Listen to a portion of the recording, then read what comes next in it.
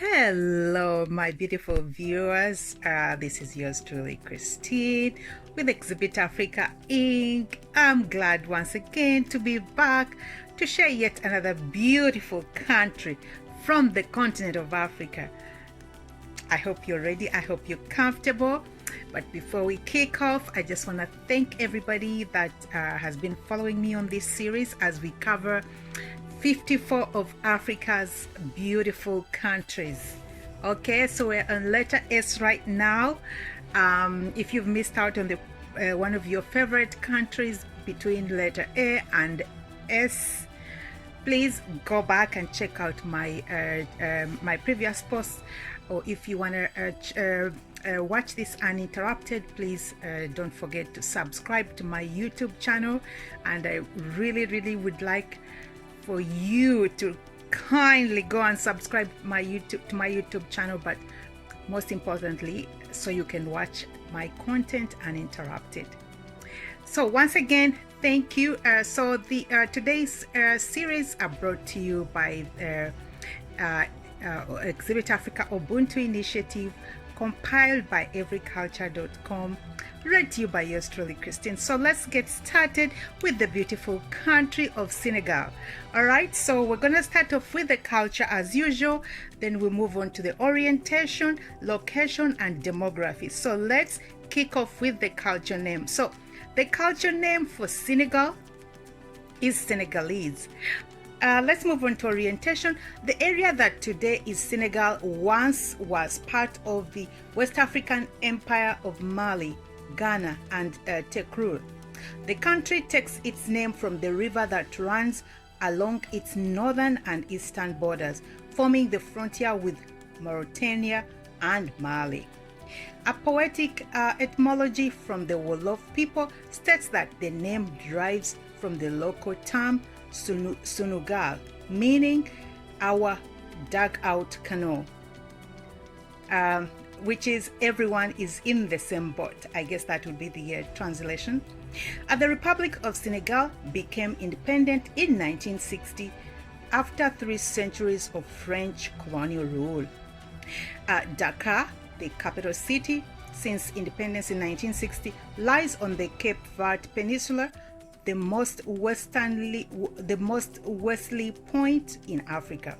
Before independence, Dakar was the first capital of the French West Africa, which included 9 French-speaking West African states. Although predominantly Muslim, Senegal is a tolerant secular state whose people have lived together peacefully for several generations and have intermingled to some extent. Islam is a potential unifying factor.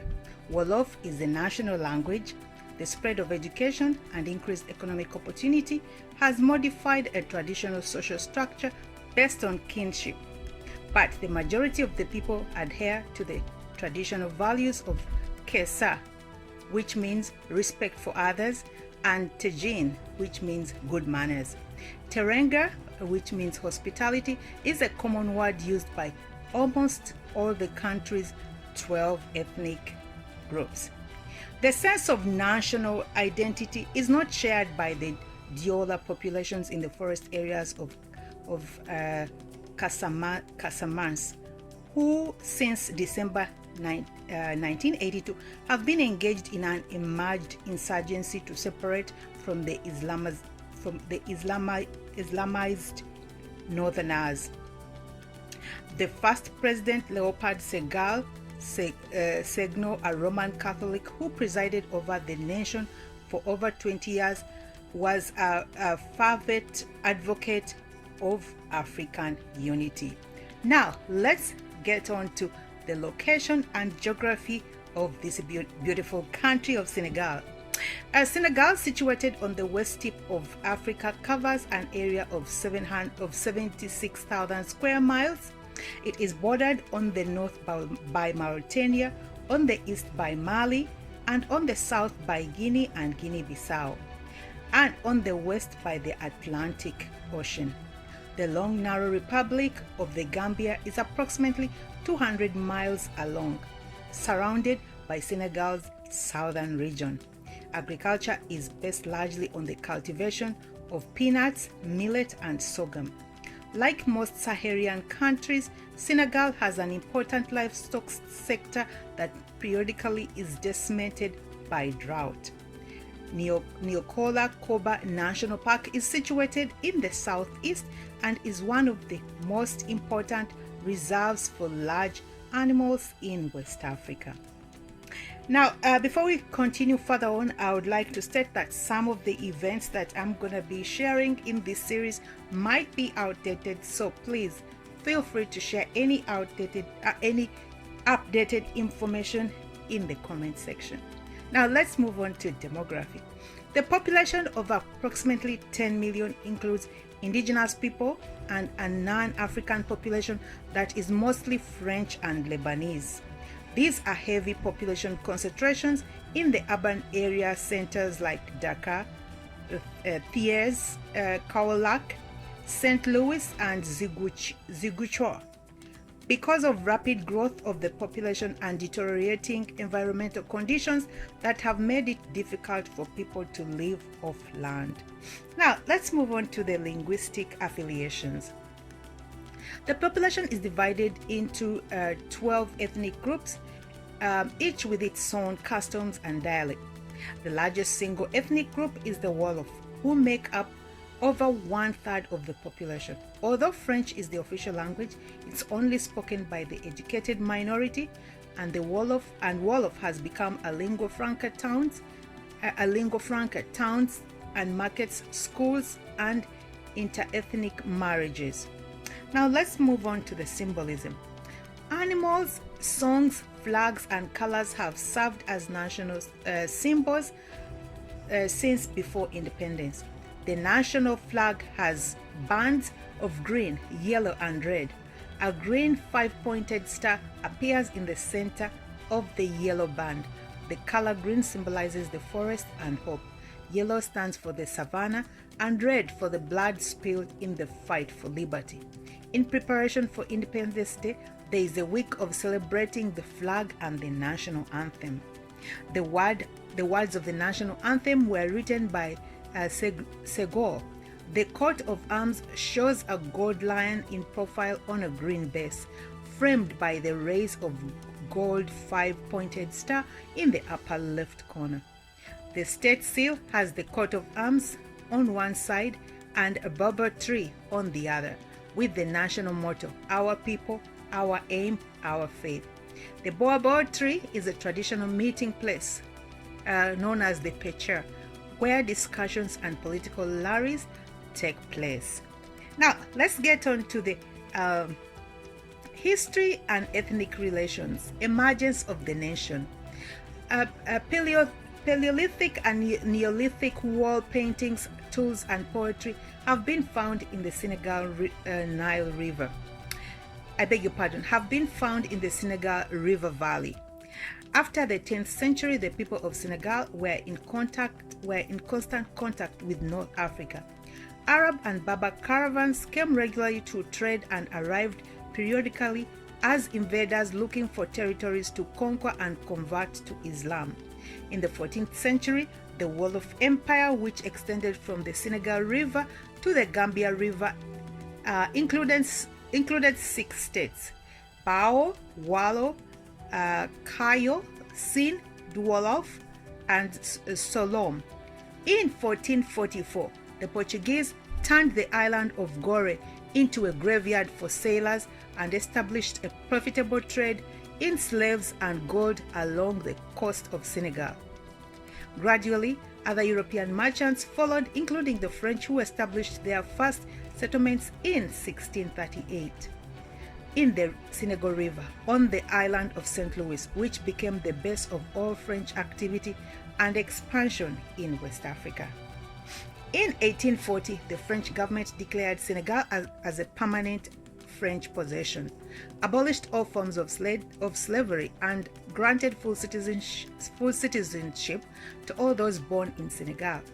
This enabled the people of Senegal to elect and send a deputy to the National Assembly in Paris. In 1854, General Louis Fedheba, a colonial administrator, was given the assignment of pacifying the continuously battling kingdoms along the Senegal River. He created the Tyrelol Senegalese, Corps of Senegalese Riflemen, an army of local volunteers under French commanders who achieved international fame during World War II.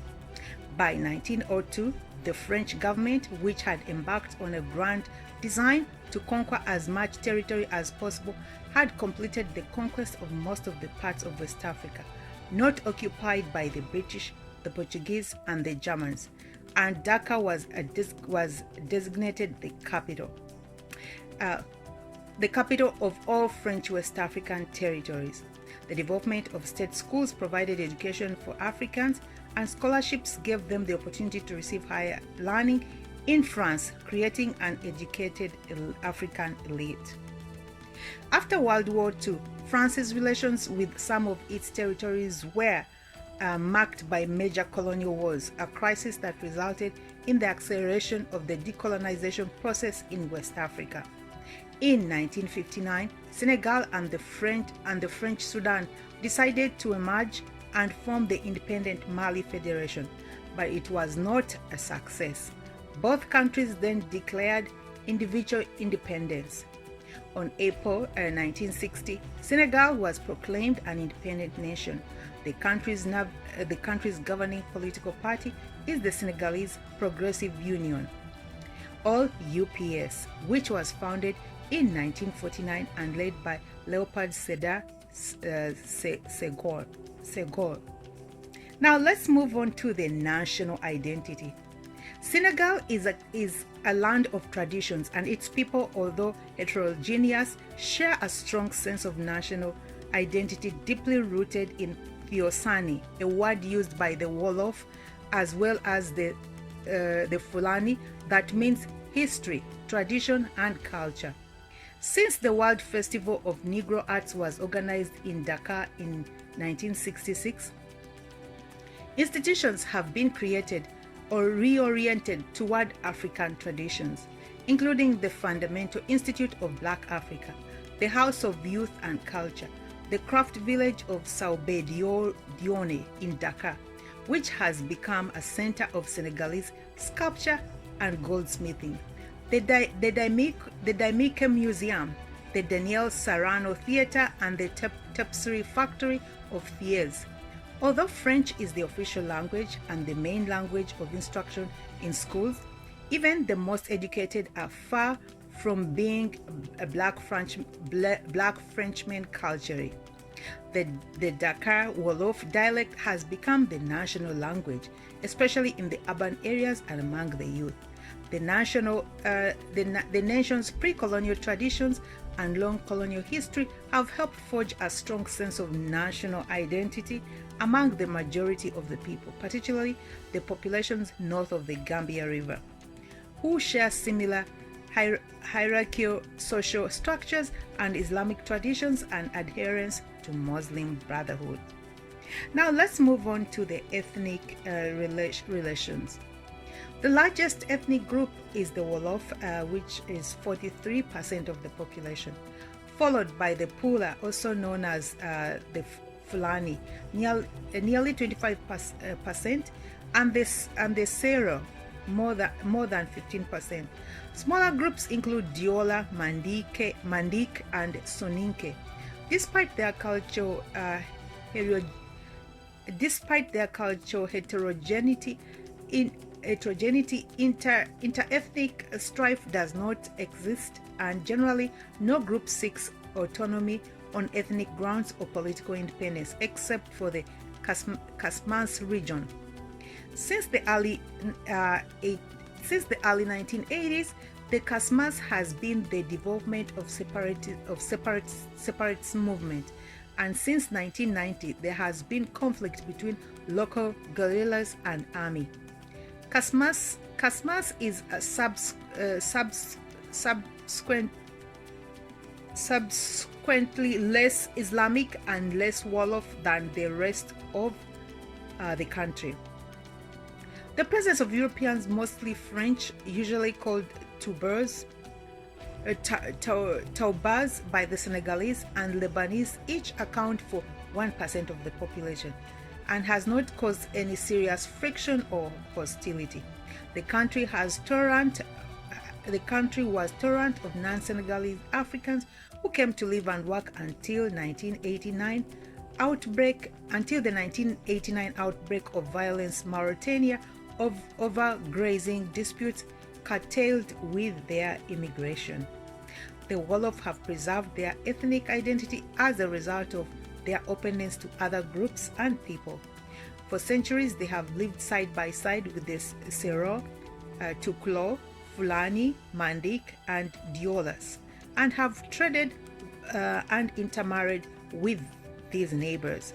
Although they have fought neighbors in the past, today the relationship is one of tolerance and mutual jokes, which are known among the Wolof and the Fulani as Kal. The Wolof accept any person who easily identifies with others' customs. Now let's move on to urbanization, architecture, and use of space. Labour fishing people who settled in Dakar in the 18th century were looking for safe haven. They founded their new site in 1795 and called it Ndakaru. Dakar occupies the southeast of the Cape Verde Peninsula on a plateau about 100 feet above the sea. The administrative structures left from the colonial era include the Presidential Palace, City Hall, the Chamber of Commerce with its yellow bricks, and the courthouse, which was built in 1906. The tall modern buildings, handsome residence, and tree-lined avenues of the businesses and administrative district are thoroughly French in appearance. Adjoining the business section is the old and crowned quarter called the Medina, a jumble of old buildings, shacks, and narrow streets. On the western side, beyond the Medina, are the impressive buildings of the University of Dakar and the fashionable suburb of Fan. Dakar has many mosques, the most impressive of which is the Great Mosque.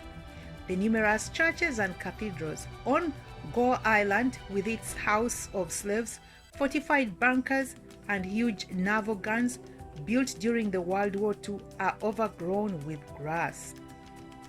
In rural areas, dwellings differ in type and the materials used by construction, but are adapted to the climate and the village way of life. Important activities and social occasions are shared by the Pencher, where people gather to chat and discuss village matters. Now let's move on to the food and economy. Food in daily life. The basic food is rice cooked with a spicy sauce and vegetables. The national dish is chep bujen, the Wolof word for rice with fish, cooked in tomato sauce with boiled fish and a few vegetables such as carrots, cabbage, and green pepper. Chep bujen is originally from the city of St. Louis. Yassa, a dish from Casamance, is chicken or fish marinated in lemon juice, pepper, and onions, and then baked. It is accompanied by plain white rice. Other sauces include mafe, domander, and soupe kadja, which is made from okra with fish and palm oil. Now let's move on to the food customs at ceremonial occasions. On ceremonial occasions, festival meals that include roasted or grilled meat with beans or French fries are eaten. Couscous or steamed millet with vegetables, mutton, and gravy is a ceremonial dish. At the end of each meal, strong and sweet tea is drunk, except in areas where it's prohibited. Alcohol is available. The basic economy. The country's market economy is based largely on agriculture. The limited economic growth it has achieved since independence is interrupted periodically by drought conditions that send the economy into severe recession. The most important food crops are millet and sorghum. Large quantities of rice are imported. Cotton, rice, sugar, and market garden produce are grown. The national currency is called the CFA franc, which is a French franc, or French currency. Now let's move on to the land tenure and property. Primary small families were worked chiefly by family labor. More than 2/3 of the country's farms are less than 10 acres in size. Only 5% are more than 25 acres. After independence, the National Land Tenure Law of 1964 gave the state rights over all rural land and, in theory, abolished rents paid to absentee landlords. Under this agreement, the state would become the steward of the land and allocate land rights to those who worked it. Before independence, traditional local systems of land tenure were based on African customary law, which allowed the local nobility or the head of the chief of village to receive crop shares and land rents from former slaves and people without land. Under the new law, which was part of a package of social reforms, owners with permanent buildings on their land were given 6 months to establish deeds for their plots. All land was divided into 4 categories: urban areas, reserves, including the national forests and parks, farmland, and the pioneer zones. The law permitted the government to declare some of these less intensely occupied pioneer zones, and they ceded them to groups and organizations that were willing to develop them. The country's most prominent Muslim leaders own large estates in the pioneer zone. The government's decision in 1991 to transfer large tracts of protected forest land to the head of the Moride Brotherhood to be used by his followers for planting peanuts dealt a serious blow to the credibility of the land tenure policy. In a few weeks, thousands of Moride followers called Talibes had cleared the land, a process accompanied by the eviction of 6,000 pastoralists and 100,000 animals from the forest area. The press and the international donor community sharply criticized the government's decision, which followed a pattern dating back to colonial days, when the French ceded large tracts of land to the Morides to encourage peanut production. Other reforms included in the establishment of farmers' corporations and rural councils to replace traditional kin and patron-client networks. The cooperatives became the basic sources from which farmers could obtain seeds, tools, credit, and marketing facilities for their crops. Now let's move on to commercial activities. Urban agriculture and manufactured products are sold, including foodstuffs and household goods. The informal sector provides inexpensive goods and services to the urban poor who cannot afford to buy food produced by the formal industrial sector. There is an enormous market for cheap used clothing, which is often smuggled into the country and permits families to clothe their children at a relatively low cost. Major industries. Industrial output is determined largely by agricultural performance. Most major manufacturing is located in and around Dakar. Food processing is the largest activity, accounting for 43% of industrial production. Groundnut extraction is the major agriculture industry. Other industrial productions include fishing, phosphate mining, chemicals, oil, metal and mechanical industries, and the construction, material and paper industries. In terms of light industry, the craft sector is very active. It handles handmade textiles, gold, silver, and iron smithing, pottery making, woodworking, basketry, leatherworking, and other traditional crafts. Now let's move on to the trade. Peanuts, phosphates, cotton, and fish and fishing products are exported. Fishing products, mostly canned tuna, provide direct and indirect employment for more than 150,000 people. As part of the diversification policy, Senegal became one of the first African countries to develop tourism as a major national economic activity.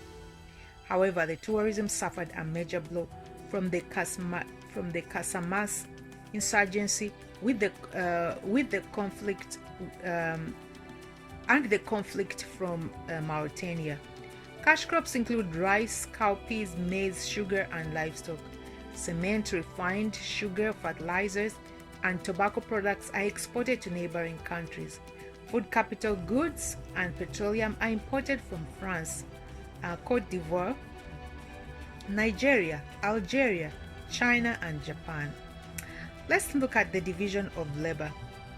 In the past, division of labor was practiced in farming before the rainy season. Young men did the work of clearing the bush and preparing the land for sowing. Once it rained, the seeds began to sprout. Women and children weeded. The Constitution bans child labor, but instead of attending school, many children work in the family fields. Let's move on to social stratification. The society historically has organized the society was organized into a hierarchy of castes, a rigid structure in which descendants of royal lines and nobles ruled over artisan castes and slaves. After independence, a new set of status criteria emerged. New means of achieving wealth, power, and status were introduced through the market economy and the development of educational system. The modern elite includes successful businessmen, managers, and the professors in the private sector, as well as influential politicians and highly educated individuals. The deterioration of living conditions has affected the life of the masses. Lepers, polio victims, and beggars are common in the sight of the cities.